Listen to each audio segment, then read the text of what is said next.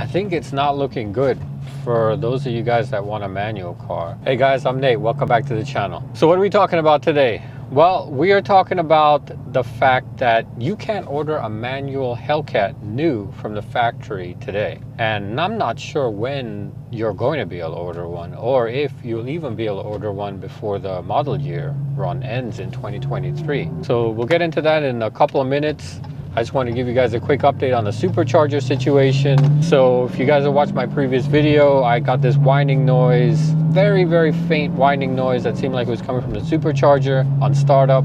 I thought it might be related to the fact that we've had a little bit of cooler weather here in South Florida lately. And while it's still kind of cool, it's 82 degrees right now, and I'm still getting that whining noise on startup. So I'm pretty sure the bearings are bad, and I'm gonna have to swap them out. The research I did kind of around the forums and here and there was a guy in the forums that he had the bearing noise that popped up. He actually didn't change them, and he drove his car for another 80,000 miles until the bearings finally just seized the whole Supercharger up. He had a lot of damage from that, so he had a lot of pieces that had to kind of be fixed in the Supercharger, but he drove it for that long, right? 80,000 miles. Now, I don't think I'm gonna drive this thing for 80,000 miles with bearing noise, but it's nice to know that I probably don't need to get this changed right away. To me, the sound itself isn't really annoying, except for the fact that it basically indicates that I'm gonna have to spend a few $1,000s on a Supercharger repair, but the actual noise itself isn't something that irritates me or lessens my driving experience on this car. So anyways, that's a quick update. Stay tuned, I'll give you guys more updates as that progresses. So back to the manual order. So what's going on? So I had a couple of you guys comment that you've been trying to order a manual, haven't been able to get one, dealers telling you can't even order one. And so I reached out to one of my old previous contacts. It's actually the guy I bought my first Challenger from back in 2009. Bob Friedrichs II, super stand-up guy. His family used to have a dealership up in Ohio. It got axed after the whole situation with government bailouts and dealer restructuring, but he's still in the Dodge scene. He's very much been in the Dodge scene for quite some time. So I figured, hey, who better to know what's going on here? So basically he said, yes, this is true. You cannot order a manual transmission, and it actually has not been available to be ordered since September of 2020, which that kind of caught me off guard. I didn't think it was that long that you couldn't order a manual transmission Hellcat. So if you guys, any of you guys have actually ordered a manual transmission Hellcat in I guess the past year and 3 months, let me know how that went. But that's a long time not to be able to order a manual transmission car.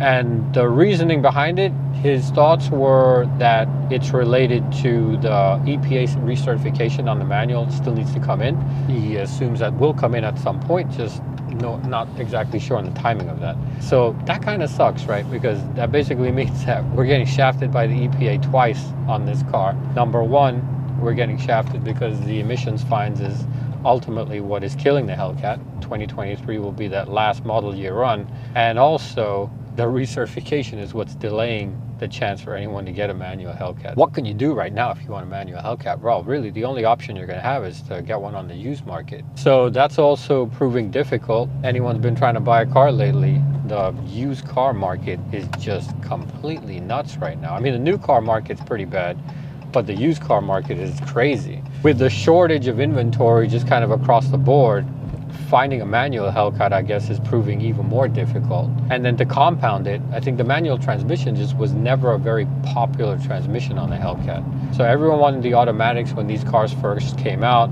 They were more consistent, better launches, better for the strip.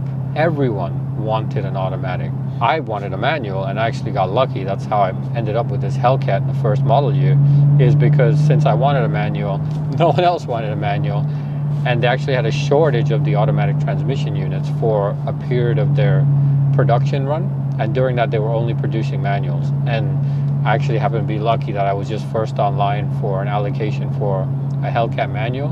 And that's how I got my car without having to wait or pay stupid dealer markups at that time. Yep, there were a few manuals that got sold there because the automatic was not available to be produced. But I think overall, not that many people were really opting for the manual transmission.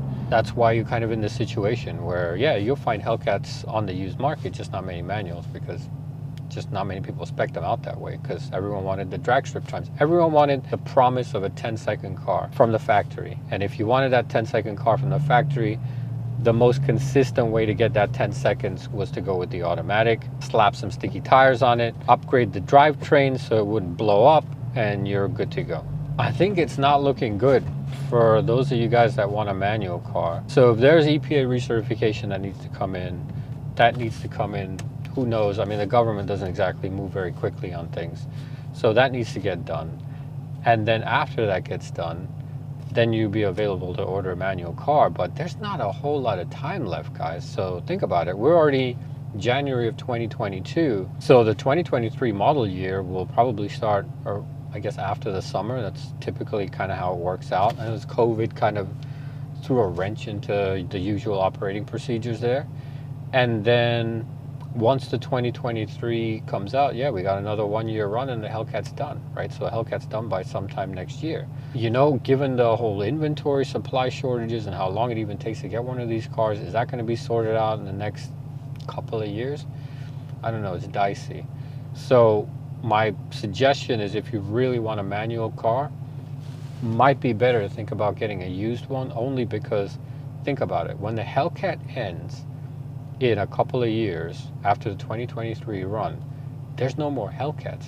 And you saw what happened to Vipers. I actually kicked myself because I really wanted a Viper, and I could have gotten a Viper at steep discount to sticker in that last couple of years that they had to run, and I didn't. And now the Viper prices have exploded, right? Even for the base Vipers, there's like over 100 grand. That's going to price a lot of people out of Hellcats. That was what was super attractive about the Hellcats was, man, this is a car that you could buy with so much horsepower, and it's not that unattainable. Yeah, I don't know. I mean, you start getting Hellcats and the price increases, and you're looking at used models that are now, you know, not really in the 40 to 50 range, but they start inching up to 60, 70, 80,000. I think that changes the picture for a lot of people, right? I mean, a finance loan on an $80,000 car, especially a used one, I mean, it's pretty high. Not to mention, if you want to do any type of financing to keep your payments down, like a payment saver loan or something like that, there's a lot of restrictions on how many years back you can go to qualify for something like that. And you won't be able to lease one anymore because there won't be any new ones. Yeah, I feel like, hey, if you want a Hellcat, you really want a manual Hellcat, go for it. I think these cars are going to do pretty well on the used market in time to come because, again, there's not that many of them. But you got to strike while the iron's hot, and that means jumping on the bandwagon relatively soon here.